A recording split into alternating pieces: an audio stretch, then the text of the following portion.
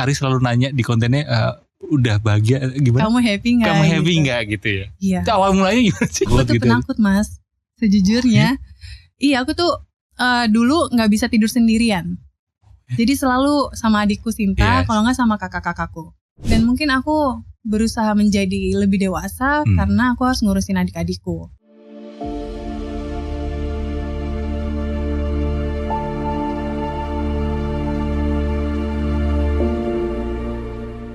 Keren. Kita mulai dari Ini udah mulai?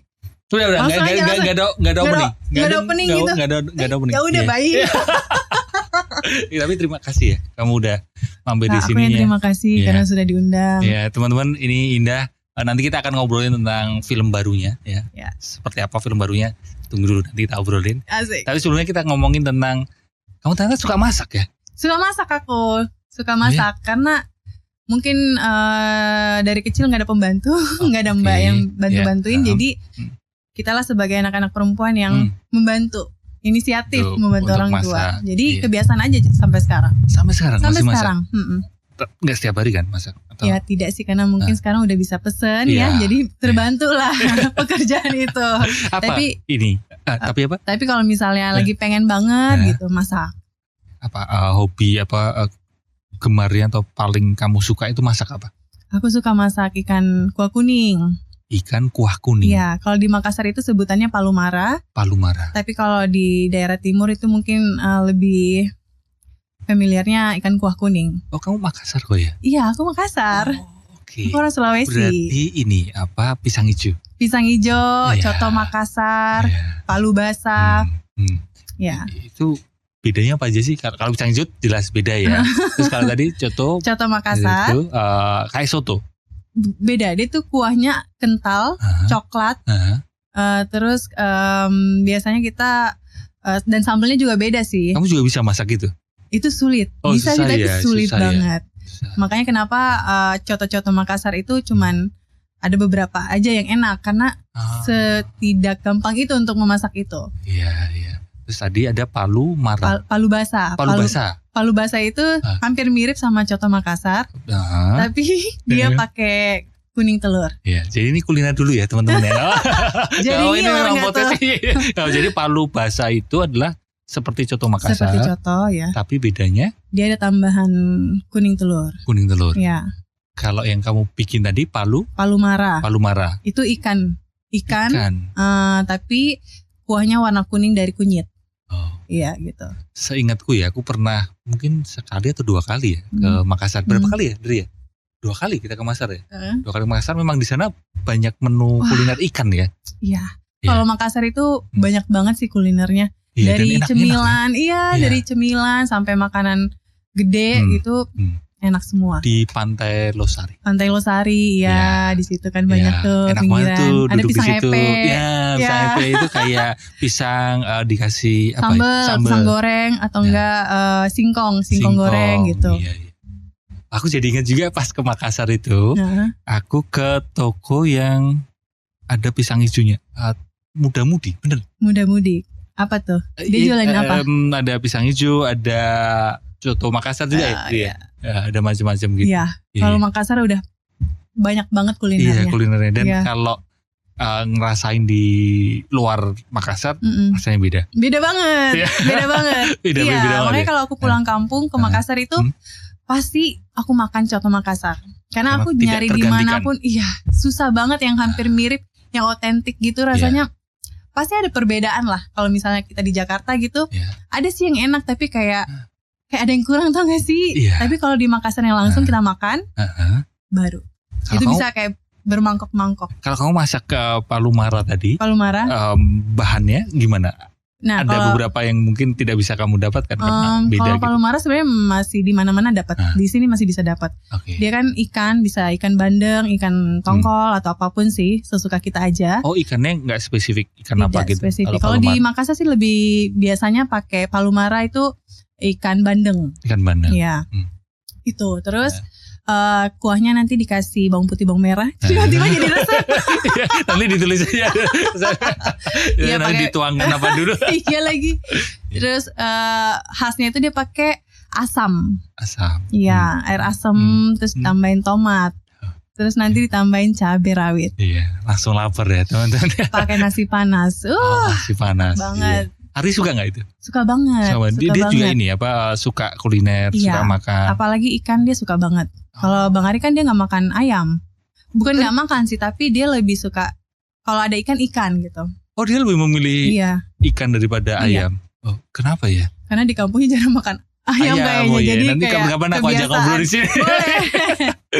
Dan aku jadi ingat kalau ngomongin Ari sama kamu itu, Ari selalu nanya di kontennya, udah bahagia gimana? Kamu happy nggak? Kamu happy nggak gitu ya? Iya. Itu awal mulanya gimana sih? Nggak tahu kan, kita bikin vlog seharian kami tuh kami bikin lah di vlog kita gitu. Terus dan itu tuh selalu Bang Ari nanya kalau misalnya ada sesuatu atau apa, kita lagi ngapain, lagi makan, kita pesan makan, kita pergi ke suatu tempat, dia selalu nanya gitu. Tapi kamu happy nggak? Gitu. Tapi kamu happy dan nggak? Dan itu nggak di script lah, nggak dibikin gitu. Ya, memang natural aja, natural alami dia seperti aja itu. Ngomong dan mempertanyakan itu.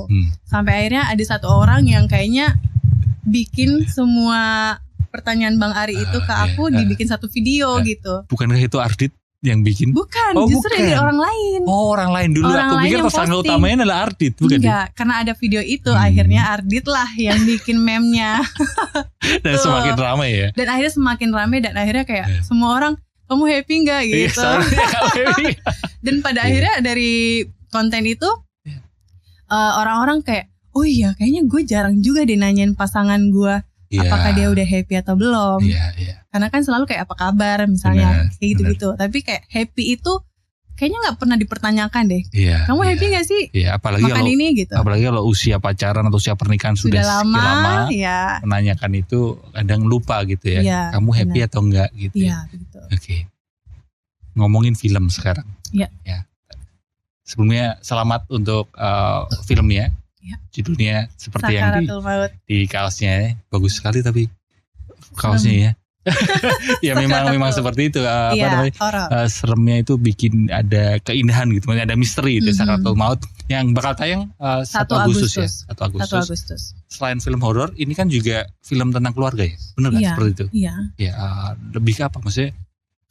Serunya film Sakaratul Maut ini bukan sekedar horor aja, Mas. Jadi di sini dramanya kuat banget antara saudara, antara Pak Wiryo beserta istrinya, istri pertama dan istri kedua. Gitu. Kamu sebagai? Aku dari keluarga istri pertama. Jadi nanti aku juga punya kakak dari istri kedua gitu. Memang beneran keluarga ya? Iya, keluarga besar. Keluarga maksudnya itu adalah dasar cerita dari film horor ini adalah keluarga. Kalau kamu di luar film, di kenyataan kamu berapa bersaudara? Aku 7 bersaudara. 7 bersaudara? Banyak banget kan? Kamu 7 bersaudara dari 3. Aku ketiga. Kamu ketiga? Ketiga dari 7 bersaudara. Dan boleh cerita sedikit kalau boleh ya, nilai-nilai yang kamu dapatkan di keluarga seperti apa? Nilai-nilai mungkin lebih ke pengertian ya. Karena aku 7 bersaudara, kalau nggak mengerti satu sama lain kayak adik-adik mau gimana nanti. 7 itu banyak loh ya. Jadi dan mungkin aku berusaha menjadi lebih dewasa karena aku harus ngurusin adik-adikku. Ketika orang tua aku bekerja. Dari aku kecil itu emang udah ngurusin adik-adikku sih. Kayak misalnya adikku pas aku SD, adikku tuh masih bayi.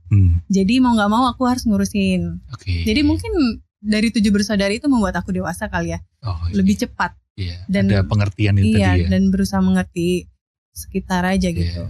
Ngerti posisi, maksudnya kamu sebagai anak ketiga, kamu punya adik berarti 4 ya? 4. Cowok-ceweknya gimana maksudnya? Yang sulung? Kakakku tuh kembar perempuan, terus aku adikku cewek, beda setahun. Seru itu pasti. Ini seru itu tapi relasi ini. Aku sama adikku tuh deket banget. Yang karena, beda setahun ini? Iya, sama Sinta. Namanya Sinta. Itu aku deket banget karena mungkin jaraknya nggak jauh kali ya. Jadi kayak kita tuh selalu bersama lah intinya. Malah nggak mengalami rebutan boneka waktu jarang kecil. Banget. Malah rukun nih ya? Iya, cukup rukun lah. Terus habis itu adikku yang cowok. Kelima cowok berarti? Iya, cowok. Berarti cowoknya 3, ceweknya 4. Iya, bener ya? 4, betul. Kalau itu di keluargamu seperti itu ya maksudnya? Tentang pengertian ya? Iya.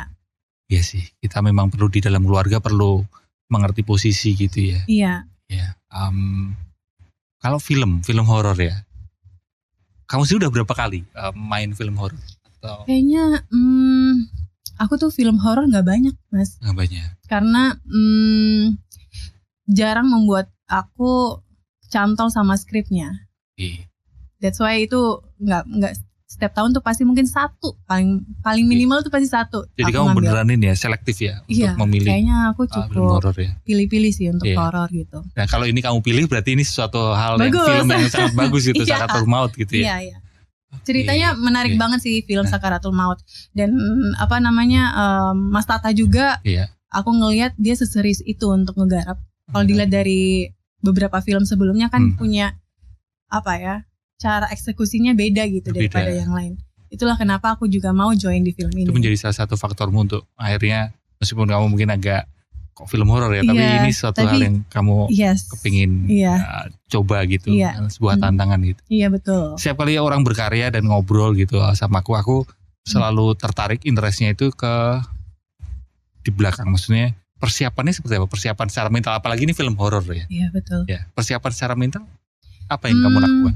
Mental kita ada latihan koreografi. Latihan koreografi? Ya, itu ada mungkin olah tubuh gitu?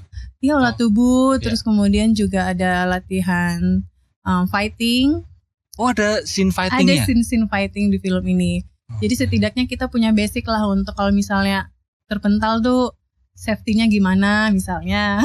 Oh gitu ya? Totalitas itu maksudnya sampai segitunya emang kita belajar mental berarti. Iya emang ada tekniknya supaya badan gak sakit atau gak cedera. Itu ada cara-caranya. Atau enggak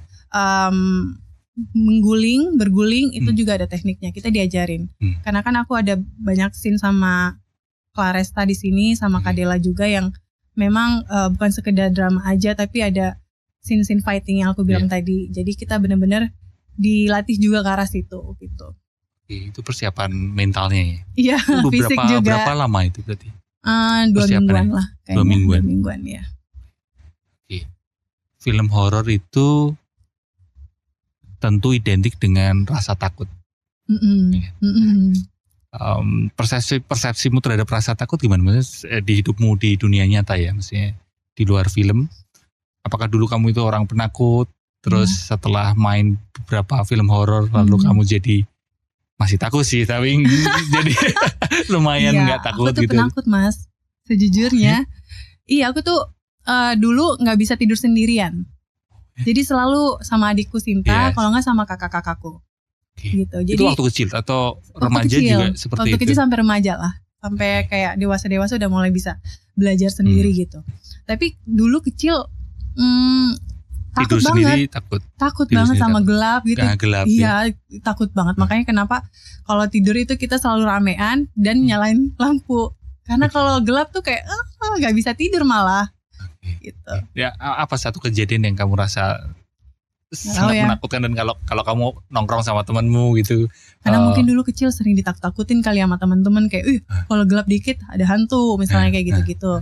Jadi itu yang membawa secara pikiran kita, memori gitu ya, jadi bawa kayak, gitu ya. Kalau gelap bakal takut deh gitu. Apa satu peristiwa gitu yang kamu rasa sangat menakutkan gitu? Pernah nggak ada satu pengalaman apa gitu? Apa ya? Sebenarnya kalau spesifik kayaknya enggak gimana-gimana. Cuman aku tuh selalu menghindari sepi. Menghindari sepi.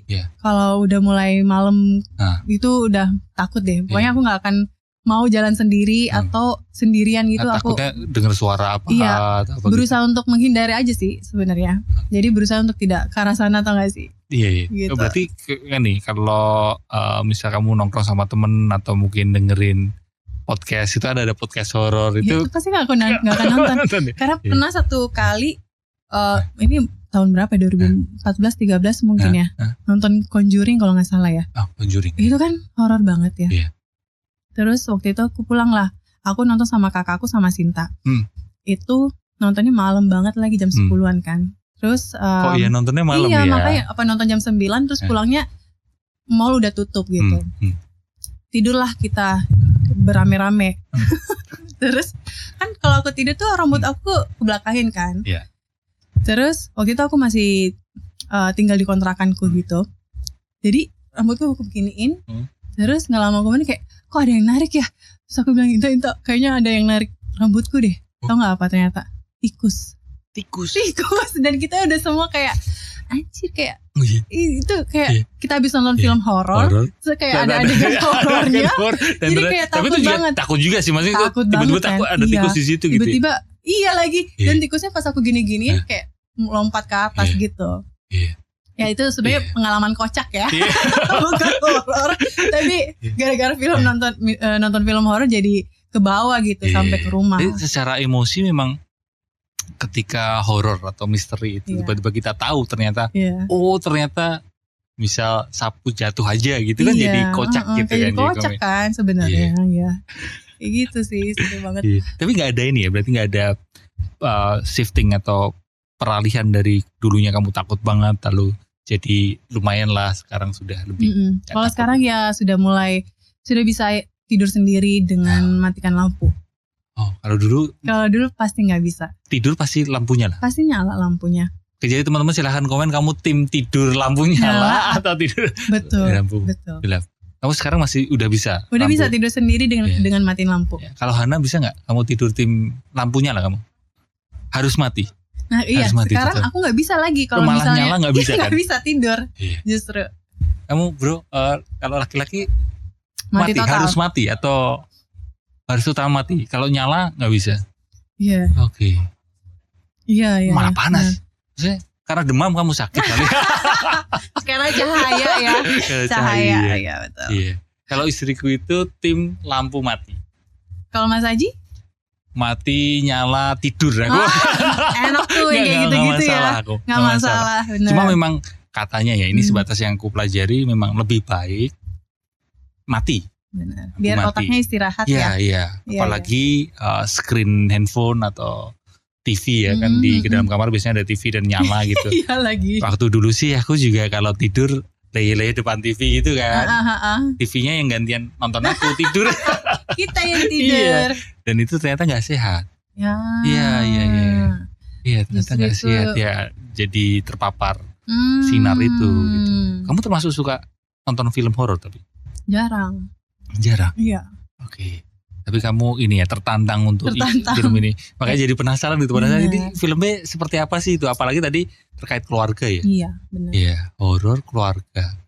Ya, dan warisan. Oh ada kaitan dengan warisan. Iya. Karena ini ketika spoiler dikit-dikit ya. Karena ketika Pak Wiryo kan kecelakaan, orang tuaku kecelakaan. Oh Pak Wiryo itu? Pak Wiryo sama Bu Wiryo kan lagi traveling nih. Oke. Terus kecelakaan, ibuku meninggal di situ. Tapi Pak Wiryo tidak meninggal, koma. Kamu berapa bersaudara di situ? Aku 2 bersaudara. Aku sama Kak Dela Dartian. Oh sama Dela? Iya. Dia kakakku. Oh dia kakakku ya. Pernah juga ngobrol sama aku di sini, tapi jauh sebelum film ini. Oh gitu. Harusnya dia datang ya. Ngomong berdua kita ya. Oh kakak beradik di situ ceritanya. Aku jadi adiknya dia. Terus abis itu bapak koma nih. Komanya lumayan lama. Nah dalam koma dia itu tiba-tiba ada aja yang menghantui kita dari anak-anaknya nih, kayak semacam teror lah. Nah kita penasaran kan ini terornya dari mana. Dan selama koma itu bapak tuh selalu punya tingkah laku yang aneh. Tingkah laku yang sangat aneh. Kayak tidak normal lah, orang koma kan biasanya tiduran aja dan lain-lain gitu. Tapi di sini bapak tuh beda gitu. Dan akhirnya aku yang berusaha. Maksudnya dia bangun? Iya bisa seperti itu. Bisa. Nanti kita lihat di 1 Agustus ya. Ini penasaran banget emang. Koma dia punya kelakuan yang aneh. Akhirnya aku penasaran. Mencoba mencari tahu alasan kenapa bapak seperti ini. Dan akhirnya ternyata bapak itu punya pegangan lah. Punya ilmu. Punya kodamnya, yang dimana dia tidak bisa yang dimana dia tidak bisa meninggal. Ramai juga sekarang ini apa kodamnya ya. Mungkin relate nih sama sakaratul maut. Dan akhirnya dia nggak bisa meninggal dengan tenang itu karena ada hal yang menghalangi dia gitu. Oke. Dan akhirnya anak-anaknya ini yang berusaha untuk itulah nanti diceritanya seperti itu ya nanti seperti mengambil apa warisan dari bapaknya. Gitu. Oke. Aku itu sampai sekarang juga penasaran. Kamu tahu nggak kenapa sih kok orang itu banyak orang ya, terutama mungkin orang Indonesia mungkin, tapi orang luar juga interest juga terkait dengan film horor gitu. Iya. Tapi kenapa kok orang itu suka film horor? Mungkin. Kalau menurutmu kenapa ya? Mungkin kalau aku pribadi ya, nuansanya kayaknya. Kita nonton film kan pengennya nuansanya beda gitu kali ya. Horor kan menyajikan hal-hal yang tidak ada di genre lainnya kali ya. Kalau romance kan kita pengennya yang mesem-mesem, manis, cinta-cintaan. Kalau komedi kan kita pengennya yang hal-hal lucu. Kita pengen dihibur gitu banget nih sama film ini misalnya. Tapi horor itu punya nuansa yang beda gitu. Dia menyajikan hal yang baru. Dari misalnya nuansa lagunya, ya kan, terus misalnya rumahnya seperti apa yang kayak kita juga merasakan ketakutan yang sama. Kamu tadi bilang lagu, aku ketawa soalnya. Kenapa? Jadi belum lama ini aku sama istriku kan nonton sebuah film horor lah di rumah, di TV, di Netflix. Film horor, dan kami itu nontonnya siang padahal. Dan kami itu sama-sama gak sebegitu beraninya gitu. Takut juga gitu. Terus kami punya tips supaya berani, yaitu adalah audionya di offin. Terus nontonnya apa dong? Cuma ngeliat visualnya aja. Dan ternyata tetap takut juga sih. Tetap juga kan. Tapi agak berkurang gitu takutnya kan audionya di karena sebenarnya menegangkan kan audionya ya. Iya makanya kalau film horor menurutku loh ya, kalau aku boleh saran, film horor itu nontonnya di bioskop. Benar. Itu lo kan gak mungkin juga matiin audionya kan gak mungkin ya. Jadi experience-nya beda gitu. Beneran audio visual gitu. Betul aku setuju. Iya bahkan aspek audio itu penting juga gitu. Makanya disebut film itu audio visual gitu. Iya, benar. Iya. Kalau kamu, menurut kamu itu ya, karena itu ada genre yang berbeda dibandingkan dengan yang lain gitu ya. Iya, atau mungkin juga kalau menurutku gini Indah, film horor itu kan menghadirkan sesuatu yang ini fiksi atau kenyataan. Kan kita berada di tengah-tengah kan. Iya. Kita berada di tengah-tengah ini. Kita belum bisa menentukan ini beneran real nyata. Sesuatu yang nyata terjadi dalam hidup sehari-hari. Kalau romance kan iyalah pasti bisa ada gitu ya. Iya, atau mungkin kayak penontonnya beberapa minggu lalu putus cinta kayak film ini. Iya, nyata gitu, non fiksi gitu. Tapi di horor ini menjadi menarik karena berada di tengah-tengah antara ini fiksi tapi ya nyata. Benar. Ini nyata tapi kok kayak nyata gitu. Jadi dari tengah-tengah itulah yang bikin orang mungkin lebih penasaran, menarik. Ditambah apalagi Indonesia ya, kan kulturnya relate sekali dengan hal semacam ini gitu kan. Betul. Iya, apalagi di daerah-daerah tertentu kan kayak gini-gini tuh kuat gitu ya. Iya. Dan orang-orang bahkan dengerin cerita horor atau nongkrong sama teman-teman cerita gitu malam-malam itu menjadi hal yang seru gitu. Kayak penonton horor itu pasti banyak gitu. Baru-baru ini kamu dan Ari juga akhirnya menunjukkan anak. Iya, Naka. Iya, Naka ya. Lucu banget aku. Apa pertimbangannya? Karena kan sebelumnya enggak gitu, enggak menunjukkan gitu. Alasannya sih sebenarnya enggak ada yang alasan yang pasti sebenarnya. Oh, nggak ada alasan. Kalau dulunya alasan nggak ingin menunjukkan apa? Kalau dulu alasannya karena kesehatan dan fisik aku. Karena aku ngerasa habis melahirkan itu tuh kayaknya butuh energi banget. Kalau aku harus meladeni semua orang. Itulah kenapa kayak omongan netizen memang. Ya menghindari pos-pos di mana nanti akan membuat aku pusing. Membuat kepikiran, sedangkan overthinking. Karena sedangkan aku butuh energi yang besar untuk membesarkan anak dan memberikan yang terbaik buat dia gitu. Jadi itulah kenapa pas melahirkan itu kayak nggak usah deh posting. Kalau mau posting ya stikerin aja lah gitu.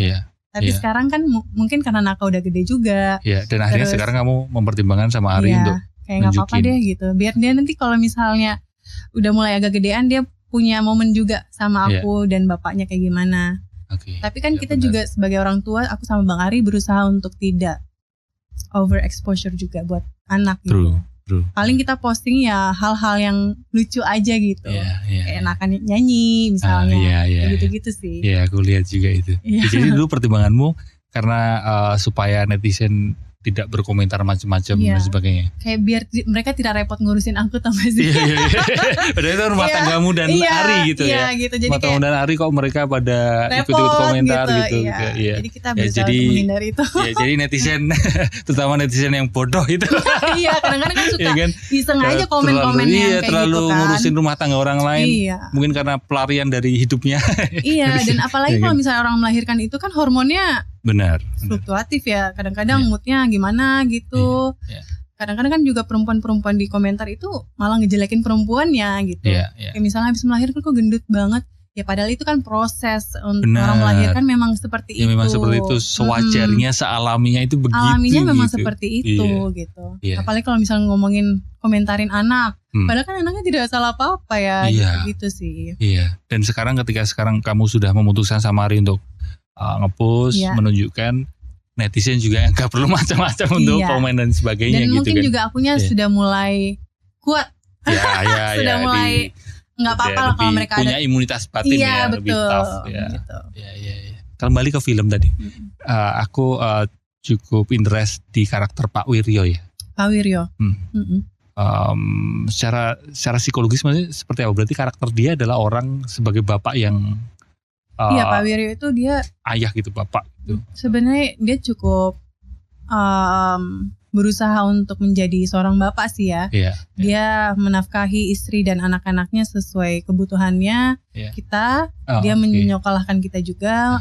Aku kalau mau kayak misalnya aku kan di sini mau kerja keluar kota, dia berusaha untuk memfasilitasi kos-kosan misalnya kayak gitu-gitu. Kamu berarti kakaknya Dila? Adiknya Dila. Dila adalah kakakku. Oke. Kayak gitu. Jadi dia memang sebenarnya bapak yang bertanggung jawab lah untuk keluarga kita juga. Tapi terjadi kecelakaan tadi ya? Iya. Kecelakaan dan istrinya meninggal. Sisa Pak Wiryo yang masih koma gitu. Dan sepertinya aku curiga ada satu hal yang belum bisa diceritakan di film itu ya kan, supaya ada sesuatu di dalam cerita. Kayak nonton nanti tanggal 1 Agustus. Tanggal 1 Agustus ya. Oke. Kalau menurut kamu terkait dengan karakter Pak Wiryo tadi, kamu ada keinginan seperti apa gitu, maksudnya kamu lihat Pak Wiryo itu seperti apa, gimana ya, maksudnya bagaimana bapak ini? Iya, bagaimana bapak ini? Bagaimana kalau seharusnya Pak Wiryo, kita hadirkan Pak Wiryo. Ya, aku bingung karena nggak ada Pak Wiryo. Kalau aku ngeliat bapak gitu ya. Iya, sebenarnya kalau aku sih sebagai anak ya. Kalau anak ke bapak atau ke orang tua kan pasti ada plus minus ya. Ada sesuatu yang kayaknya anak bapak tuh harusnya jangan gitulah. Gitu. Ada satu kayak gitu juga. Yang dimana kalau di film Sakaratul Maut itu aku kesel sama bapak karena dia punya istri lagi. Oh, ini nggak apa-apa ini dia ngomongin punya istri lagi. Nggak apa-apa. Termasuk dalam sinopsisnya ya. Dan emang di sini menceritakan itu juga kenapa akibat dan lain-lainnya itu berawal dari situ gitu. Jadi kamu ada harapan sebenarnya kalau di dunia nyata, menurut kamu bapak seharusnya nggak usah nikah lagi, kayak kenapa emang nggak cukup sama 2 anak ini sama istri? Kita udah bahagia tapi tiba-tiba bapak punya istri lagi gitu. Karena aku sama anak dari istri kedua juga berhubungan, maksudnya kayak tetap silaturahmi gitu, tapi ada satu perasaan yang kayaknya kejanggal gitu loh. Karena apa kayak namanya? Belum ikhlas tau gak sih? Kayak gitu-gitu kayak kita berusaha untuk membuka untuk menjadi keluarga, tapi perasaan itu enggak. Iya. Aku bisa merasakan karena aku juga lahir tumbuh besar dirawat oleh single mom. Karena bapakku sejak kecil dipinjam orang. Dark jokes mungkin. Jadi bapakku selingkuh. Dan ya aku 3 bersaudara, dan aku bungsu. Kedua kakakku sama aku juga gimana pun juga agak susah untuk berrelasi dengan selingkuhannya bapakku gitu kan. Gimana pun juga seperti kamu tadi di film kan ya. Iya mungkin berhubungan dengan anaknya istri kedua gitu, tapi tetap aja ada rasa rasanya yang tuh nggak 100% gitu. Tau gak sih kita menerima dia gitu ya. Iya. Tetap ada rasa ganjal gitu Iya. Jadi nilai-nilai di keluarga Pak Wiryo ini benar keluarga Pak Wiryo kan? Beneran. Berarti artinya keluarga kita relate juga ya sama Mas Aji. Oh gitu sih. Iya. Maksudnya hubungan istri pertama, istri kedua, anak dan kakak tiri. Benar. Dan mungkin teman-teman juga netizen juga mungkin ada yang sebagian merasakan semacam itu gitu. Karena menurutku kalau ini kan memang di keluarga Pak Wiryo kan keluarga nggak harmonis ya. Sebenarnya sih nggak rukun tapi nggak rukun tau gak sih? Jadi ambivalen ya malah jadi kayak nggak jelas ya. Si Pak Wiryo ini punya istri kedua gitu. Dan menurutku istilah broken home itu kan yang mungkin cukup banyak anak-anak yang merasakan itu. Iya, betul. Broken home itu belum tentu pasti bercerai gitu. Ada juga yang tetap serumah tapi tidak rukun. Seolah-olah rukun tapi tidak rukun. Betul. Ya kan? Ya. Kalau di nilai keluarga yang menurut kamu mirip seperti keluargamu apa di keluarga Pak Wiryo ini? Siapanya? Akunya? Nah, kamu kan berada di keluarga Pak Wiryo ini di film ini. Ada nilai keluarga seperti apakah yang kok kamu rasa ini mirip ya dengan keluargaku? Kalau keluargaku sih kayaknya atau ini di Pak Wiryo suka masak juga? Enggak. Kalau Pak Wiryo karena mungkin sudah tua ya. Dia hanya menjadi wirausaha aja. Jadi untuk ngurusin rumah ya ibu gitu, Ibu Wiryo. Ya Pak, nilai keluarga apa yang kamu rasa, kan pasti Pak Wiryo ini ada sisi nilai yang nggak oke, ada nilai oke-nya. Iya. Yang oke apa? Yang oke ya itu yang aku bilang tadi, kayak dia berusaha untuk memfasilitasi anak-anaknya juga gitu. Kalau Kadela kan di sini dia udah berkeluarga, jadi mau nggak mau dia sudah punya keluarganya sendiri. Tapi di sini aku sama ibu dan bapakku tinggal gitu. Jadi aku ngerasa Pak Wiryo juga dan ibu berusaha untuk menyayangi aku sepenuhnya juga gitu. Oh, itu nilai oke-nya. Iya, oke-nya. Nilai nggak oke-nya. Yang nilai nggak oke-nya ya itu. Tentu saja tadi ya. Kenapa dia melakukan atau menduai istrinya, atau nggak sih? Itu sih yang mungkin membuat aku juga di sini kesel sama dia gitu. Tapi tidak, keselku sama bapakku tuh bukan yang ngasih tahu langsung, tapi aku tuh kenapa di film itu kamu nggak bisa, kayaknya karakter aku memang seperti itu, jadi berusaha untuk meneduhkan situasi walaupun aku tahu kondisi ibu dan bapakku tidak baik-baik aja, dengan kondisi bapakku akhirnya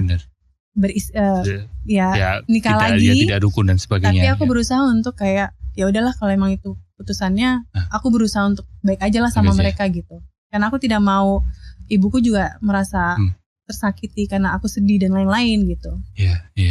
Ini aku jadi ingat juga cukup banyak cerita ya yang curhat ke aku itu. Di posisi anak kadang kesulitan untuk menegur orang tuanya. Iya, karena mungkin orang tua merasa paling benar. Iya. Nggak tahu ya. Karena mungkin ada posisi kita situ tahu lah tata krama kali ya. Iya. Dan ya di posisi anak seperti anaknya Pak Wiryo mungkin ya di posisi itu ya. Sebenarnya aku tahu ini orang tua aku salah gitu. Iya, tapi kayak aduh lah gitu. Oke. Ya jadi tambah penasaran untuk nonton filmnya. Seru banget sih. 1 Agustus ya. 1 Agustus seru banget filmnya. Thank you for being here, Indah. Tapi mungkin ada yang disampaikan ke teman-teman. Oh iya, buat teman-teman jangan lupa saksikan film Sakaratul Maut. Nanti tayangnya tanggal 1 Agustus. Dan aku rasa film Sakaratul Maut ini berbeda dengan film horor yang lainnya. Iya, apalagi kamu tadi bilang bahwa selama ini kamu selektif sekali pilih film horor. Kalau aku pilih berarti itu filmnya bagus. Iya. Enggak, karena memang FOMO kan. Iya. Enggak, karena menurut aku nih film horornya punya cerita sih Mas. Kadang kan horor itu ya sekedar fun aja lah, ngasih bombastis apa yang mengejutkan. Tapi kali ini ada ceritanya sangat kuat, masuk akal dan mungkin sangat relate juga. Karena kan ceritanya lokal banget nih, tentang sakaratul maut, tentang warisan, tentang keluarga, tentang saudara dan orang tua gitu. Dan menurutku juga kalian harus nontonnya sama-sama keluarga sih. Iya, biar lebih relate lagi ya. Iya. Saya sebagai orang yang selama ini nonton film horor aja mesti siang dan audio yang diawin. Saya sama istri akan penasaran juga buat nonton. Nonton ya, 1 Agustus. Terima kasih Mas Haji. Biasanya di akhir Pulinan Selaras itu ada pembacaan surat. Wow. Jadi gini, episode sebelumnya, temen yang aku ajak ngobrol, itu aku minta nulis surat anonim. Buat? Untuk temen ngobrol selanjutnya, dan itu random juga gitu. Oh gitu. Itu sudah dipegang Hana. Kamu nggak tahu itu dari siapa, tapi tentu dari teman-teman yang ngobrol sebelumnya. Ini aku bacakan. Bacakan. Ya. Kebalik nggak? Aku bacakan sekarang. Iya. Jadi bacakan dalam hati. Oh, dalam hati. Enggak ngapain dibaca di sini ya? Kalau dalam hati. Aduh, Mas Aji lucu banget deh. Aku bacakan ya. Jangan lupa banyak-banyak bersyukur dalam hidup. Meskipun saat ini hidup kamu sedang tak baik dan kamu merasa semua sudut menyerang kamu, harus kamu sadari, hidup tak cuma hari ini. Be happy, be kind always. Wow, nice. Semoga selaras ya. Amin. Bagus sih. Meskipun saat ini hidup kamu sedang tak baik dan kamu merasa semua sudut menyerang kamu, itu bagus banget. Iya. Terima kasih buat teman-teman udah nonton dari awal sampai akhir obrolan kami. Semoga obrolan kami bisa membantu menyehatkan mental dan memulihkan batin. Semoga kita semua bisa menerima kenyataan seapa adanya ya. Terima kasih.